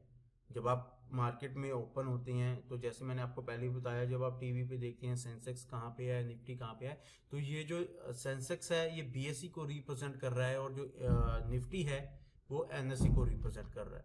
कितनी कंपनीज हैं इंडाइसिस में? वैसे जैसे मैंने आपको कह दिया कि ऑलरेडी 8000 के अराउंड हमारी जो कंपनीज हैं वो रजिस्टर्ड हैं, एनएसई और बीएसई अगर दोनों को हम मिला दें तो। लेकिन जो कंपनीज मेन है इनकी, कुछ कंपनीज की कुछ इनकी टर्म्स एंड कंडीशंस होती हैं जो इनके इंडाइसिस को रिप्रेजेंट करती हैं। बीएसई में सेंसेक्स को और एनएसई में निफ्टी को रिप्रेजेंट करती हैं, ठीक है। जो बीएसई की 6000 रजिस्टर्ड कंपनीज हैं, लेकिन इनमें से जो टॉप की 30 कंपनीज होती हैं उनके ऊपर ही सारा दारोमदार होता है बीएसई के सेंसेक्स इंडाइसिस का। यानी कि इतनी सारी कंपनियों में से जो टॉप की 30 कंपनीज होती हैं जिनका काफ़ी अच्छी परफॉर्मेंस रहती है, सारा कुछ बढ़िया रहता है, उनके बेस के ऊपर सेंसेक्स को डिक्लेयर किया जाता है, और ये 30 कंपनीज ही सेंसेक्स को रिप्रेजेंट करती हैं। अगर इनमें कुछ बहुत ज़्यादा सेलिंग आ रही है तो सेंसेक्स गिरता है, अगर काफ़ी अच्छी बाइंग आ रही है तो ये ऊपर जाता है। सिमिलरली जो एनएससी होती है उसमें ऑलमोस्ट 1000-2000 के अराउंड जो कंपनीज रजिस्टर्ड है, लेकिन इसमें जो मोस्ट पावरफुल 50 कंपनीज होती हैं वो हमारे निफ्टी को, जिसको हम निफ्टी 50 भी कहते हैं, उनके को रिप्रेजेंट करता है। यानी कि सिंपल सी बात है, सेंसेक्स बीएसई की 30 कंपनीज के ऊपर डिपेंड करता है, और जो निफ्टी है वो एनएससी की टॉप 50 कंपनीज के ऊपर डिपेंड करता है। कौन डिसाइड करता है ये 50 कंपनीज या निफ्टी 50 की कंपनीज जो होती हैं, इनको कौन डिसाइड करता है? इन केस ऑफ निफ्टी 50, जैसे कि 50 कंपनीज हैं, उनके ऊपर कौन कौन सी कंडीशंस हैं? सबसे पहली कंडीशन ये दी थी उनकी वेटेज कैपिटलाइजेशन, मतलब कि कौन सी ऐसी कंपनी है जिनकी कैपिटल बहुत ज़्यादा है, बहुत बड़ी कंपनी है, जैसे एग्जांपल के तौर पे रिलायंस, टीसीएस, टाटाज, जिनके बहुत ज़्यादा एम्प्लॉयज़ हैं, बहुत ज़्यादा कैपिटल है, हाई वेटेड कंपनीज हैं, तो उन कंपनियों को इनमें शामिल किया जाता है।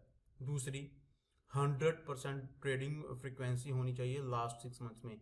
कई बार ऐसे होता है कुछ स्टॉक में मैनिपुलेशंस होती हैं तो उनको बैन कर दिया जाता है स्टॉक्स में, तो इसलिए कुछ कंपनी का क्राइटेरिया होता है, जो कंपनी टॉप 50 में आएगी उनका बिल्कुल कोई भी ऐसा गलत रिकॉर्ड नहीं होना चाहिए, प्योरली उनका जो ट्रेडिंग है वो प्योरली होनी चाहिए, इन्वेस्टमेंट प्योरली होनी चाहिए, और 100% उनका जो पिछले 6 मंथ का है ट्रेडिंग वो बिल्कुल प्रॉपर वे से चलती रहनी चाहिए। थर्ड कंडीशन क्या है, इनकी जो शेयर्स होनी चाहिए ना, हाई लिक्विड होनी चाहिए। हाई लिक्विड क्या होते हैं? वो शेयर्स या वो कंपनीज जिसमें जो सेलिंग और बाइंग ऑफ शेयर्स ज़्यादा होती है, क्योंकि share market is all about sell and buy. तो जिस कंपनी में ज़्यादा से ज़्यादा शेयर्स की बाइंग हो रही है, ज़्यादा से ज़्यादा सेलिंग हो रही है, ट्रेडिंग हो रही है, उन शेयर्स को, उन कंपनीज को निफ्टी 50 में जगह मिलती है। और कंपनीज जो भी हैं, इनका जो फ्यूचर एंड ऑप्शंस, जिसकी मैं आपको एक वीडियो बनाऊंगा आगे, उनमें ट्रेड करना बहुत ज़रूरी है, क्योंकि लोगों में आजकल फ्यूचर एंड ऑप्शन का काफ़ी सारा क्रेज़ है। तो आजकल की कंपनियों में स्पेशली जो कंपनियां फ्यूचर एंड ऑप्शन करती हैं उनमें सबसे ज़्यादा लिक्विडिटी होती है, उनमें सबसे ज़्यादा सेल एंड परचेज किया जाता है, तो वो कंपनीज को भी इनमें ऐड किया जाता है। और इसके अलावा हर 6 मंथ के बाद ये जो टॉप की 50 कंपनीज होती हैं निफ्टी की, उनको चेंज किया जाता है, परफॉर्मेंस देखी जाती है। अगर उनमें से कोई कंपनी ने अच्छी परफॉर्मेंस नहीं की है तो उसको बाहर निकाल दिया जाता है और उसकी जगह एक नई कंपनी को ले आया जाता है। जरूरी नहीं होता कि आप 50 की 50 कंपनीज चेंज होगी, सिर्फ ये क्राइटेरिया होता है, अगर इसने क्राइटेरिया को फॉलो किया है तो वो टॉप 50 में रहेगी, अदरवाइज को जो पिछली नेक्स्ट, जिनको हम कहते हैं नेक्स्ट निफ्टी 50, उनमें से फिर कोई कंपनी सेलेक्ट होकर निफ्टी 50 में आ जाती है। तो ये एक रूल रेगुलेशंस होते हैं जिनको फॉलो करना होता है, क्राइटेरिया अगर वो फॉलो करते हैं तो इसी तरीके से जो कंपनीज हैं वो चेंज होती रहती हैं। निफ्टी 50 में पुरानी कंपनीज निकल जाती हैं, बढ़िया वाली कंपनीज आ जाती हैं। और अगर हम बात करें सेंसेक्स की, तो 30 कंपनीज हैं जो इसको कौन डिसाइड करता है? बहुत ही सिंपल है, सेंसेक्स में 30 कंपनी जो आउट ऑफ 6000 जो चूज़ की जाती हैं, सबसे पहले लार्ज कैप कंपनीज इसमें चूज़ की जाती हैं। लार्ज कैप, जैसे मैंने आपको पिछली वीडियो में बताया था, लार्ज कैप वो होती हैं जिनकी जो कैपिटल है 10,000 करोड़ से ज़्यादा होती है, तो उन कंपनीज को इनमें ऐड किया जाता है। सॉलिड रेवेन्यू ग्रोथ होनी चाहिए, उनका जो रेवेन्यू है, उनका जो प्रॉफिट है सॉलिड होना चाहिए, अच्छी परफॉर्मेंस होनी चाहिए, उनका लायबिलिटीज एसेट्स निकालने के बाद एक अच्छा रेवेन्यू, उनका बैलेंस शीट, उनकी प्रॉफिट एंड लॉस स्टेटमेंट बहुत अच्छी होनी चाहिए, तो उनको टॉप की 30 कंपनीज में जगह दी जाती है। सेम, क्योंकि शेयर मार्केट मैंने पहले बताया कि बाय और सेलिंग के ऊपर ही डिपेंड करता है, तो इसमें हाई लिक्विड स्टॉक्स होनी चाहिए जो कि अच्छे बाइंग और सेलिंग के साथ जो अपने दिन का काम है वो करते हैं, तो ऐसे शेयर्स भी इसमें जरूर इंक्लूड किए जाते हैं जो हाई लिक्विडिटी होते हैं। सेम इसके में भी यही है, सॉरी मैंने यहाँ पे गलती से निफ्टी लिख दिया, ये सेंसेक्स है। सेम जो ये क्राइटेरिया है सेम सेंसेक्स और निफ्टी का भी है, क्योंकि 6 मंथ के अंदर अंदर इनमें जो रिकंस्टिट्यूशंस होती हैं नई कंपनीज की वो की जाती है, इसको सारा परखा जाता है कि ये कैसे काम कर रहा है, कौन कौन सी कंपनी अच्छे वे से काम नहीं कर रही है तो उनको हटा दिया जाता है, अच्छी कंपनियों के बीच में ऐड कर दिया जाता है। ये कंडीशन निफ्टी और सेंसेक्स के लिए, दोनों के लिए सेम रहती है। अच्छी कंपनी कोई और होगी, पुरानी कंपनी को निकाल दिया जाएगा, नई कंपनी को ऐड कर दिया जाता है। कुछ मैं आपको इसके इंपॉर्टेंट पॉइंट्स बताता हूँ जो कि इनमें काफ़ी काम रहते हैं, काफ़ी यूज़फुल रहते हैं, जो कि सभी को पता होना चाहिए कि अगर कोई कंपनी है उसने अपने आप को रजिस्टर करवाना है तो वो एनएसई और बीएसई दोनों में रजिस्टर करा सकती है। ऐसा नहीं है कि जो एनएसई में वो बीएसई में नहीं जा सकती और जो बीएसई में है वो एनएसई में नहीं आ सकती। दोनों कंपनीज जो कंपनी है वो दोनों इंडाइसेस में अपने आप को, दोनों एक्सचेंजेस में अपने आप को रजिस्टर करवा सकते हैं। दूसरी बात, अगर किसी पर्सन ने जो स्टॉक है वो एमएसई में खरीद ली, मान लीजिए कोई टाटा मोटर्स का एग्जांपल लेते हैं, वो एनएसई में भी है बीएसई में भी है। एनएसई बीएसई में सिर्फ इतना सा फर्क है कि जो एनएसई का प्राइस है वो उसके कंपैरिजन में बीएसई का प्राइस है वो थोड़ा सा कम होता है। जैसे मान लीजिए एनएसई में अभी टाटा मोटर्स का प्राइस 532 चल रहा है, तो जो बीएसई है उसमें 531 पॉइंट कुछ चल रहा होता है, तो कुछ पॉइंट्स का इसमें फर्क रहता है। तो जैसे कि जो टाटा मोटर है वो दोनों इंडाइसेस पे, दोनों एक्सचेंजेस पे अपना रजिस्टर है, तो अगर आप उसको एनएसई में मान लीजिए आपने उसके कुछ स्टॉक्स खरीदे हुए हैं तो आप उसको बीएसई में भी बेच सकते हैं, तो इसमें कोई इशू नहीं आएगा आपको। क्यों? क्योंकि जो कंपनी है वो दोनों में रजिस्टर है, तो इसका आपको कोई प्रॉब्लम नहीं आएगी। आपको वही बेनिफिट मिलेगा, जो भी आपका प्रॉफिट एंड लॉस होगा वैसे ही होगा जिस प्राइस पे आपने बेचा है। तो आप किसी भी एक इंडाइसेस में शेयर को खरीद कर दूसरे इंडाइसेस में बेच सकते हैं। और इसके अलावा सिर्फ एक्सचेंजेस होती हैं जो एनएसई बीएसई, उन्हीं के ऊपर ही, उनके पास ही हमारा सारा रिकॉर्ड होता है कि हमने स्टॉक्स किससे खरीदे हैं, किसको बेचे हैं। क्योंकि जब हम बाय एंड सेल करते हैं हमें नहीं पता था हमने किससे खरीदे हैं, किसको बेचे हैं, तो ये सारे का सारा रिकॉर्ड है वो सिर्फ एक्सचेंजेस के पास ही होता है।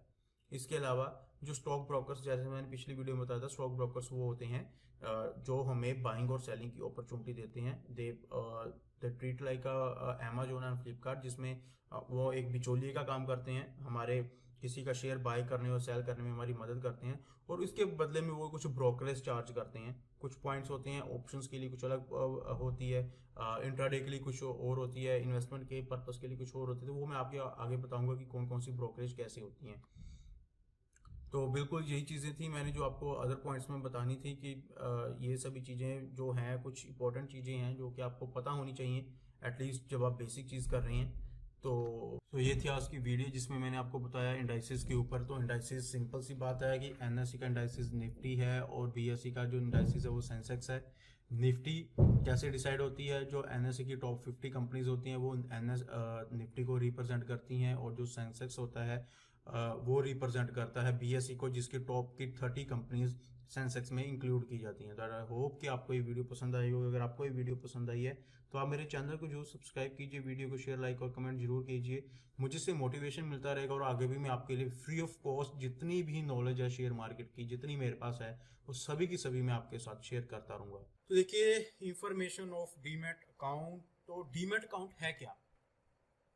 बेसिकली क्या होता है कि आप जब भी कोई स्टॉक को बाय करते हैं या परचेज करते हैं इन्वेस्टमेंट पर्पस के लिए या ट्रेडिंग पर्पस के लिए, तो ये उन स्टॉक्स को एक इलेक्ट्रॉनिक फॉर्मेट में कन्वर्ट करता है। यानी कि सिंपल सी बात है, जैसे मैंने आपको स्टॉक ब्रोकर्स के बारे में बताया था कि उनका एक स्टॉक ब्रोकर्स की कैप होती है, जैसे पेटीएम हो गया, जीरोधा, ठीक है। तो उस वहां पर काम करने के लिए आपको एक डीमैट अकाउंट ओपन करवाना पड़ता है।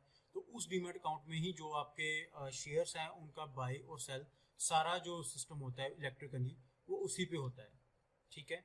इसमें जैसे जो अलग अलग तरह के हर एक जितने भी स्टॉक्स होते हैं मल्टीपल सेक्टर से हर एक तरह के स्टॉक्स वहाँ पे आपको शो होते हैं। दूसरी बात, अब अगर आपने इन्वेस्ट करना है बॉन्ड्स में, गवर्नमेंट सिक्योरिटीज़ में, म्यूचुअल फंड्स में, इंश्योरेंस में, ईटीएफ में या स्टॉक्स में, तो उसके लिए हमें डीमैट अकाउंट चाहिए। अगर हमारे पास डीमैट अकाउंट नहीं है तो हम इन सभी चीज़ों में कि कोई भी इन्वेस्टमेंट या ट्रेडिंग नहीं कर सकते। थर्ड, आपको अगर एक डीमैट अकाउंट खुलवाना है तो आपको एक स्पेशल डीमैट अकाउंट नंबर दिया जाता है। जब भी आप अपने स्टॉक ब्रोकर के साथ एक डीमैट अकाउंट ओपन करवाते हैं तो आपका एक यूनिक नंबर होता है डीमैट अकाउंट का, वो आपको दिया जाता है ताकि आप उसी के थ्रू ही जो इलेक्ट्रॉनिकल सेटल्स हैं आपके जो ट्रेड्स के वो आप कर सके। हालांकि आपको ये नंबर को याद रखने की जरूरत नहीं होती है, ये आप कहीं से भी कॉपी कर सकते हैं। जबकि सिर्फ एक ये नंबर है जो सिर्फ आपका डीमैट अकाउंट नंबर है, बस आपको इतना ही ध्यान रखना है, आपको कुछ इसको याद रखने की या इसको ढूंढने की जरूरत नहीं है। और जैसे कि क्या होता है, पहले जो शेयर्स होते थे फिजिकल शेयर्स होते थे, जैसे मैंने आपको एक वीडियो में बताया था कि पहले शेयर्स कैसे दिए थे कि फिजिकली शेयर्स थे जो वो डिलीवर करने पड़ते थे। हालांकि अब फिजिकली सेटलमेंट खत्म हो चुकी हैं, अब फिजिकल शेयर्स हैं वो बिल्कुल खत्म हो चुके हैं, लेकिन फिर भी अगर किसी के पास फिजिकल शेयर्स हैं तो वो अपने जो शेयर्स को डीमैट अकाउंट में इलेक्ट्रॉनिक फॉर्म में जनरेट करके जो उसका डीमैट अकाउंट है उसमें वो स्टॉक्स हैं वो ऑनलाइन शो होने लग जाते हैं। तो ये सभी सिस्टम होता है एक डीमैट अकाउंट का। जो मेन काम होता है सिंपल, इसमें आपकी सिक्योरिटीज, आपके शेयर्स होते हैं, ETF, बॉन्ड, इंश्योरेंस, ETF जो भी है वो सारा आपका इसी में शो होता है। ठीक है, अब और डीमैट अकाउंट ओपन कैसे होता है और स्टॉक ब्रोकर्स तो आपको वैसे पता है, जो मैंने एक वीडियो बनाई हुई है, लेकिन फिर भी एक छोटा सा मैं ब्रीफ करके बता दूंगा क्या कौन से डॉक्यूमेंट्स हमें डीमैट अकाउंट के लिए चाहिए। पैन कार्ड चाहिए जो मैंडेटरी है, आधार प्रूफ यानी कि आधार कार्ड चल जाएगा, आपका एक बैंक स्टेटमेंट या चेक चाहिए, और इसके अलावा एक पासपोर्ट साइज फोटो चाहिए। इसके अलावा हमें और कुछ नहीं चाहिए। अब अगर आपने कोई डीमैट अकाउंट ओपन करवाया तो उसमें आपको बैलेंस रखने की जरूरत नहीं है, ना ही ये कोई टैक्सेबल है। ठीक है, आपने इसमें कोई आपको भी पेनल्टी नहीं पड़ने वाली कि आपने इसमें कुछ अकाउंट पैसे नहीं रखे, या जैसे शेयर्स होते हैं कि आपने उसमें शेयर रखने ही रखने हैं, आपने शेयर्स को बाय करना ही करना है, ऐसा कोई जरूरी नहीं है। आप डीमैट अकाउंट ओपन करके भी उसको सिंपली रख सकते हैं, जब चाहे आप उसमें ट्रेडिंग कर सकते हैं। आजकल मैक्सिमम 24 to 48 आवर्स लगते हैं डीमैट अकाउंट ओपन करने के लिए। और सबसे बढ़िया बात, अब आपको फिजिकली स्टॉक ब्रोकर के पास जाने की जरूरत नहीं है। आप मान लीजिए आपने कोई ऐप, जीरोधा की ऐप है, उसको इंस्टॉल किया, आप उसी के थ्रू ही अपना जो डीमैट अकाउंट है वो ओपन करवा सकते हैं। सिंपली वहाँ पे पैन कार्ड अपलोड कीजिए ऑनलाइन, अपना आधार कार्ड अपलोड कीजिए, बैंक स्टेटमेंट अपलोड कीजिए, पासपोर्ट साइज यहाँ तो फोटो अपलोड कर सकते हैं, यहाँ अपनी सेल्फी ले सकते हैं, और विद इन 24 आवर्स या 48 आवर्स में आपकी जो डीमैट अकाउंट है वो ओपन हो जाएगा, और आपका जो आईडी पासवर्ड, आपके रजिस्टर्ड मोबाइल नंबर और ईमेल एड्रेस पे आपका डीमैट अकाउंट का आईडी पासवर्ड आ जाता है। और इसके अलावा स्टॉक ब्रोकर्स मैंने आपको बताया था, ये एक प्लेटफॉर्म है जहाँ पे आप जब डीमैट अकाउंट आपका ओपन हो जाता है तो आप जो शेयर्स की बाइंग और सेलिंग ऑनलाइन कर सकते हैं। बेनिफिट क्या होते हैं? पहली बात, इनके ऊपर कोई भी ट्रांसफर के ऊपर स्टैंप ड्यूटी नहीं लगती। जैसे मान लीजिए आपके, जैसे मैंने आपको बताया था कि आपका मान लीजिए जीरोधा में अकाउंट है और आपके उसमें शेयर है, लेकिन आपको अब ये वाला डीमैट अकाउंट अपने किसी दूसरे यानी कि पेटीएम मनी में ट्रांसफर करना है, तो आपको यहाँ पर कोई स्टैंप ड्यूटी पे करने की जरूरत नहीं है। मान लीजिए आपका जो ब्रोकर अच्छे से काम नहीं कर रहा, आप दूसरे ब्रोकर के पास जाना चाहते हैं, तो वहाँ पे आपको डीमैट नंबर आपका पता होना चाहिए। तो वो आप वहाँ पे जो प्रोसेस होता है उसको फॉलो करके आप नए ब्रोकर के साथ अपना जो सिक्योरिटीज है उसको ट्रांसफर कर सकते हैं, और आपको स्टैंप ड्यूटी देने की कोई जरूरत नहीं है। बहुत ही फास्ट और इमीडिएट ट्रांसफर होता है, विद इन 1 डेज आपकी जो सिक्योरिटीज का ट्रांसफर है वो दूसरे जो ब्रोकर है उसके में हो जाता है आपका। ठीक है, इसके अलावा एलिमिनेशन ऑफ बैड डिलीवरीज, अगर आपके पास कुछ बेकार स्टॉक्स हैं या आपकी जो डिलीवरीज हैं, डिलीवरीज इन द सेंस के आपने अगर कोई स्टॉक बाय किया है, सेल किया है, ठीक है, तो उसमें अगर आपके कोई प्रॉब्लम्स आ रही हैं, कुछ इशू आ रहा है, तो आप उसके लिए भी अपना डीमैट अकाउंट है किसी दूसरे ब्रोकर के साथ चेंज कर सकते हैं। ठीक है, अब elimination of risk, theft, manipulation, देखिए अब जो डीमैट अकाउंट होता है इसको जो ओपन करने का मेन अथॉरिटी होती है एक्सचेंजेस के पास होती है। तो ठीक है, उसके बाद जो एक्सचेंजेस का काम होता है वो होता है स्टॉक ब्रोकर्स के ऊपर कंट्रोल करना, ताकि वो आपका जो रिस्क है, उसका जो लॉस हो रहा है उसको कंट्रोल में कर सकें, आपके जो शेयर्स हैं वो इधर उधर थेफ्ट ना हो पाए, मैनिपुलेशन ना हो पाए कि आपने इस प्राइस पे खरीदा था लेकिन आपकी बाइंग है किसी और प्राइस पे शो हो रही है। तो ये सभी चीजें जो डीमैट अकाउंट आपका सिक्योर करता है। उसके बाद जो फास्टर सेटलमेंट होती है, लाइक बोनस, राइट्स, डिविडेंड्स। ये बोनस क्या होते हैं, डिविडेंड क्या होते हैं, मैं इसके ऊपर आपके लिए एक और नई वीडियो लेकर आऊंगा, ये काफी इंटरेस्टिंग वीडियो होगी, तो आप ये वीडियोस भी जरूर देखना। फिलहाल के लिए आप इतना समझ लीजिए कि आपको जो फ्री में पैसे या शेयर्स, बोनस शेयर मिलते हैं, वो भी आपका सेटलमेंट काफी जल्दी हो जाता है। इनमें आपको कोई फिजिकली जाने की जरूरत नहीं पड़ती, आपके डीमैट अकाउंट में ही ये विद इन 7 डेज या 1 डेज जैसे की कंपनी की पॉलिसी होती है उसके अकॉर्डिंगली आपके शो हो जाते हैं। ईजिएस्ट वे है बाय और सेल करने का, म्यूचुअल फंड्स करने, आपको स्टॉक्स बाय करने हैं, सिंपल है, एक क्लिक पे ही आप जो स्टॉक्स हैं बाय और सेल कर सकते हैं। अब लास्ट में एक इंपॉर्टेंट फैक्ट्स क्या है डीमैट अकाउंट के ऊपर। सबसे पहले, एक जो आदमी है वो एक से ज्यादा भी अपने डीमैट अकाउंट ओपन कर सकता है, इसमें कोई इशू नहीं है, कोई टैक्स नहीं है, कोई एक्स्ट्रा फीस नहीं है। दूसरी बात कि जो डीमैट अकाउंट है आप अलग अलग स्टॉक ब्रोकर के साथ ओपन कर सकते हैं। जैसे मान लीजिए मेरा जीरोधा में भी है, मेरा पेटीएम में भी है, मेरा फायर्स में भी है, तो मेरे को कोई जरूरी नहीं है कि मैंने जीरोधा में ही काम करना है, मैं फायर्स में भी कर सकता हूँ, मैं पेटीएम में भी कर सकता हूँ। उसके अपना डीमैट अकाउंट है, जीरोधा का अपना है, हर किसी की अपनी अपनी अलग अलग ट्रांजेक्शन है, तो आप किसी में भी अपना डिफरेंट स्टॉक ब्रोकर के साथ अपना जो अकाउंट है एक से ज्यादा खुलवा सकते हैं। ये जो नंबर होता है ना डीमैट अकाउंट, ये यूनिवर्सल नंबर नहीं है। डीमैट अकाउंट अगर आपने पेटीएम के साथ खुलवाया अलग है, जीरोधा का अलग है, फायर्स का अलग है, और भी जो जो स्टॉक ब्रोकर्स हैं हर किसी का अपना अपना एक अलग से है। आपको हर एक अलग से डीमैट अकाउंट नंबर मिलता है, हर किसी का जो यूनिवर्सल डीमैट अकाउंट है वो सेम नहीं होता।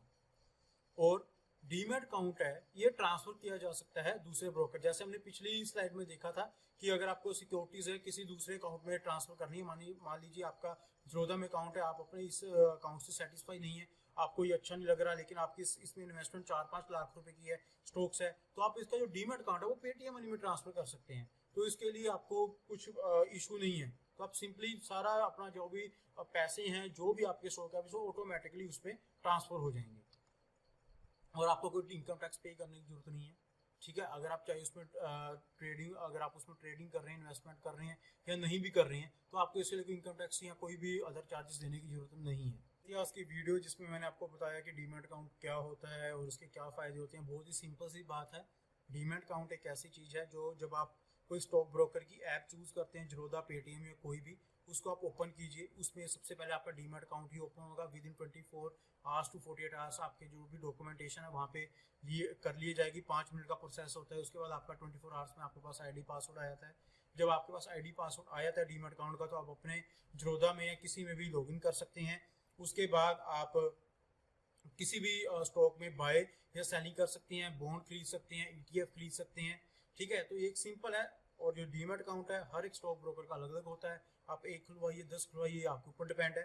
ठीक है, तो बिल्कुल सिंपल सी वीडियो थी ये डीमैट अकाउंट के ऊपर। डीमैट अकाउंट इसलिए जरूरी है क्योंकि आप डीमैट अकाउंट के बिना ट्रेडिंग नहीं कर सकते या इन्वेस्टमेंट नहीं कर सकते। आप कोई भी ऑनलाइन शेयर, बॉन्ड्स, सिक्योरिटीज नहीं बाय कर सकते। तो बस आपको इतना ही ध्यान में रखना है।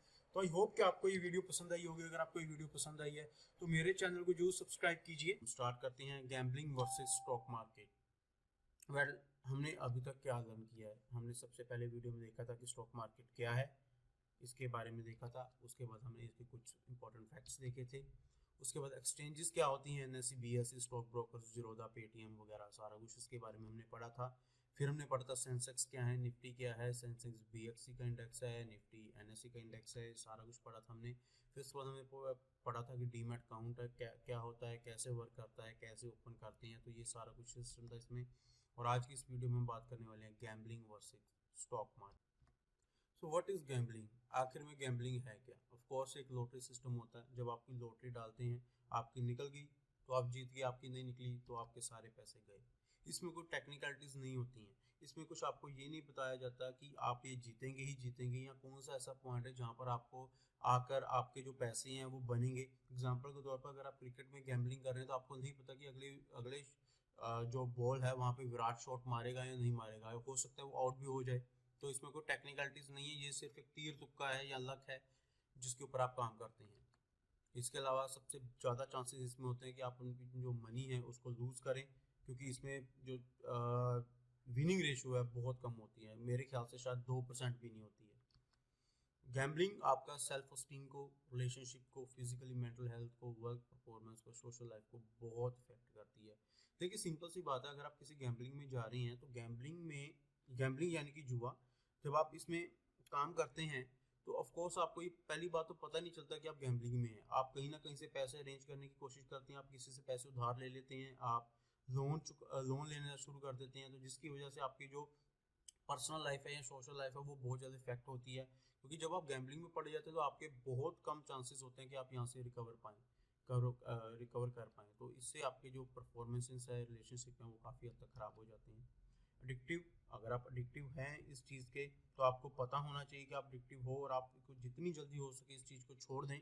लेकिन जब आप इस चीज़ के एडिक्टिव हो जाते हैं और आपके पास बहुत कम चांसेस होते हैं कि आप इस चीज़ से बाहर निकल आओ। आप निकलोगे कब? जब आपके पास पैसा बिल्कुल ख़त्म हो जाएगा।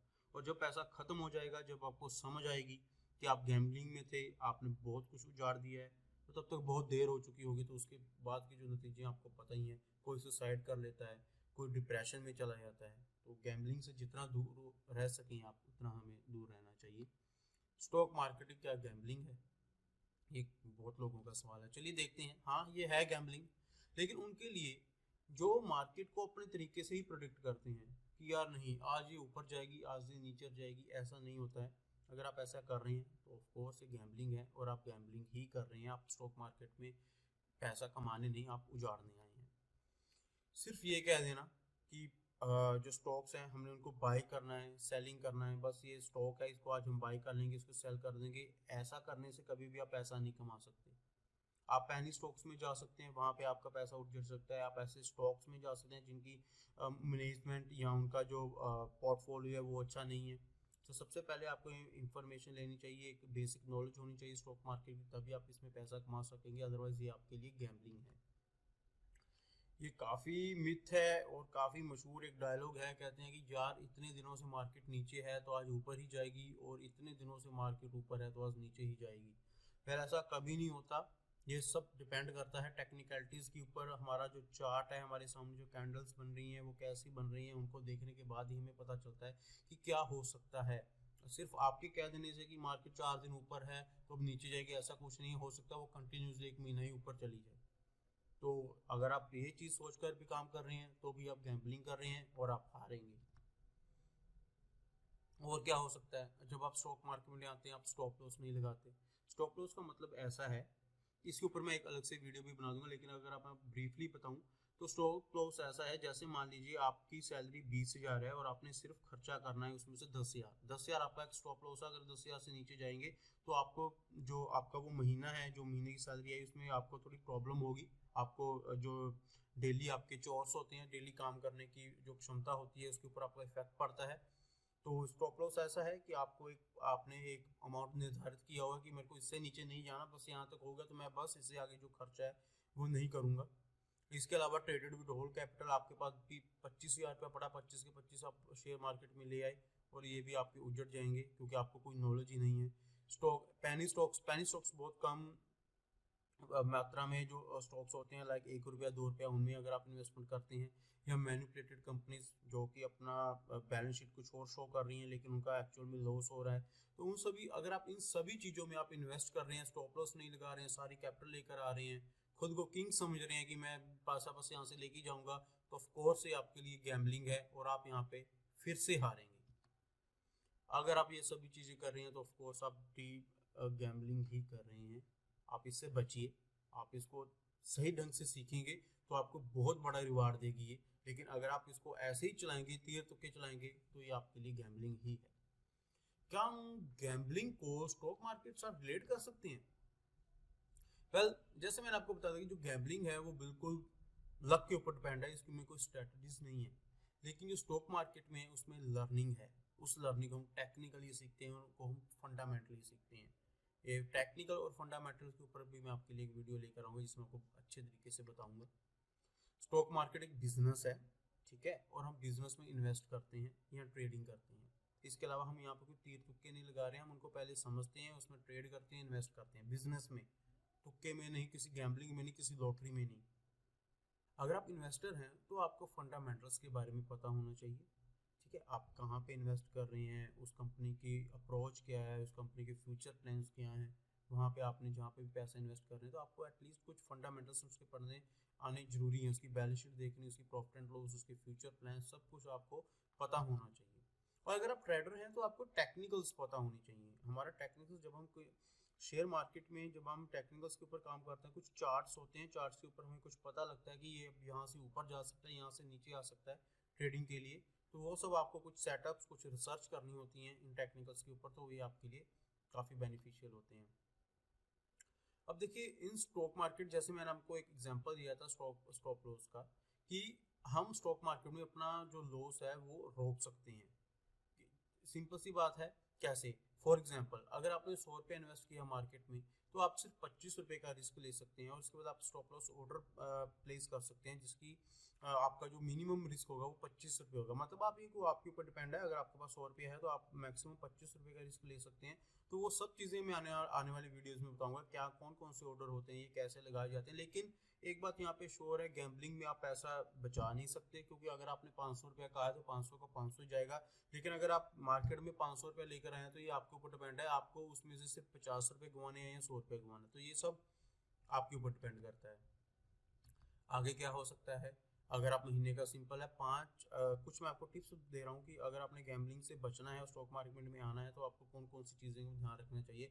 सिंपल, आपने अगर आपकी 50,000 रुपये रखा है तो उसमें से 5 से 10% ही आप सिर्फ इन्वेस्टमेंट पर्पज़ के लिए ही यूज़ करें, वो भी blue chip companies, Reliance, Tata, जो बड़ी बड़ी कंपनीज हैं जिनकी कैपिटल बहुत ज़्यादा है, जिनके फ्यूचर प्लान्स काफ़ी स्ट्रॉन्ग है, प्रॉफिट एंड लॉस काफ़ी स्ट्रॉन्ग है, उनमें आप 5 से 10% जो इन्वेस्टमेंट है वो भी कर सकते हैं, लेकिन आपको उनके फंडामेंटल्स के बारे में पता होना जरूरी है।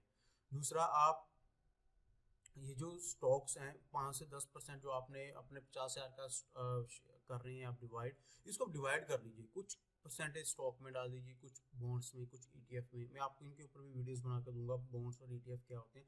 तो आपको कुछ डिवाइड करना चाहिए। जैसे कि मैंने बिल्कुल फर्स्ट वाली वीडियो में बताया था कि आपको सिर्फ एक ही स्टॉक में पैसा नहीं डाल देना, आपको अलग अलग स्टॉक्स में भी पैसा डालना है, आपको कुछ बॉन्ड्स में भी डालना है, आपको कुछ ईटीएफ में भी डालना है। इससे आप सिक्योर रहते हैं, अगर कोई चीज़ गिरती है तो कोई चीज़ तो ऊपर उठेगी, तो आपका एक बैलेंस बना रहेगा। इसके अलावा अगर आपको ट्रेडर बनना है तो सबसे पहले आपको माइंडसेट अपना बहुत ही प्रिपेयर करना पड़ेगा, ठीक है, क्योंकि जो ट्रेडिंग होती है वो साइकोलॉजी के ऊपर डिपेंड होती है, माइंडसेट के ऊपर होती है, और इसके में लॉस बहुत होता है।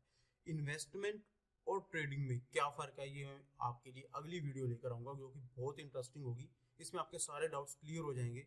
तो फिलहाल के टाइम आप बस ये सोच सकते हैं कि जो ट्रेडिंग है वो ज़्यादा रिस्की है एज कम्पेयर टू इन्वेस्टमेंट।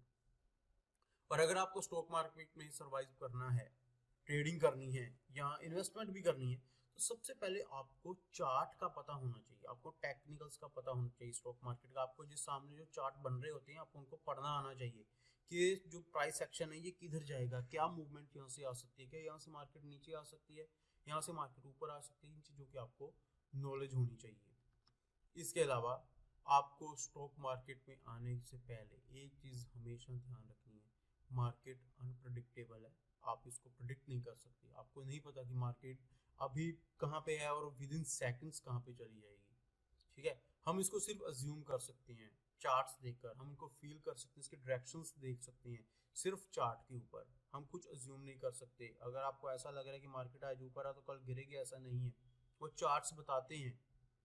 हालांकि चार्ट्स भी 100% एक्यूरेट नहीं होते, लेकिन 80 to 85% वो एक्यूरेसी देते हैं, आपको एक आइडिया देते हैं कि ये कहाँ तक जा सकता है। तो आपको इन चीज़ों के ऊपर ध्यान देना पड़ेगा, ये चीज़ लर्न करनी पड़ेगी, तो ही आप आगे स्टॉक मार्केट में बढ़ सकते हैं। स्टॉक मार्केट का मोटो क्या है? ऑफ कोर्स पहले आप लर्न कीजिए, फिर अर्न कीजिए। अगर आप अच्छे से लर्न कर रहे हैं तो आपको एक काफ़ी अच्छी इनकम हो सकती है। दूसरा, हमेशा जब भी आप स्टॉक मार्केट में आते हैं, अगर आपके पास 10 लाख हैं तो आप सिर्फ 10,000 से आइए, क्योंकि स्टॉक मार्केट में बिना नॉलेज के वो आपका जो 10 लाख है वो जीरो हो सकता है। इसलिए आप हमेशा रूल्स को फॉलो कीजिए। मार्केट सुप्रीम है जी, आप इसको बीट नहीं कर सकते। मार्केट सुप्रीम का क्या मतलब है? आप ये जज कर ही नहीं सकते कि स्टॉक मार्केट जाएगी कहाँ, क्या गिरेगी या नहीं। अब सिंपल है, कोरोना आया था तो कितनी मार्केट गिर गई थी, कितने लोगों का लॉस हुआ होगा। लेकिन जिनको पता था, जिनके माइंड में ये था, जो अपने ग्लोबल न्यूज़ के साथ जुड़े हुए थे, उनको पता था कि ऐसा हो सकता है, इसलिए वो बिल्कुल पहले ही शांत बैठ गए। तो ये सब चीज़ें आपको पता होनी चाहिए, आपको इन चीज़ों के ऊपर एक पकड़ होनी चाहिए, जिससे कि आपको पता चलता रहे कि स्टॉक मार्केट है क्या, और इससे इसके जो होने वाले रिस्क हैं उससे कैसे बचा जा सकता है। और मोस्ट इम्पोर्टेंट डिसिप्लिन है। अगर आपके पास डिसिप्लिन नहीं है स्टॉक मार्केट में, तो आप ऑफकोर्स एक बहुत बड़े गैम्बलर हैं और यहाँ से पैसा हार कर ही जाने वाले हैं।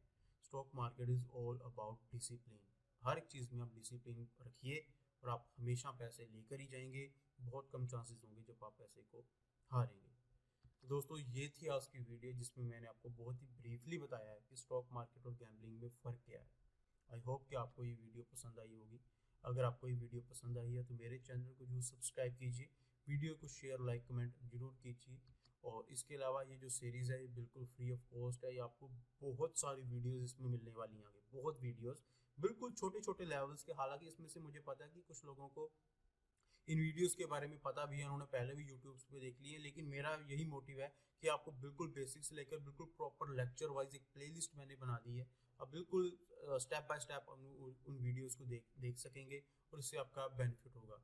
तो आप मेरे चैनल को जरूर सब्सक्राइब कर लीजिए, वीडियोस को शेयर कीजिए, इससे मुझे थोड़ा मोटिवेशन मिलता रहेगा और आने वाले टाइम में मैं आपके लिए और भी वीडियोस लेकर आता रहूँगा। तो चलिए दोस्तों, मिलते हैं हम अगली वीडियो।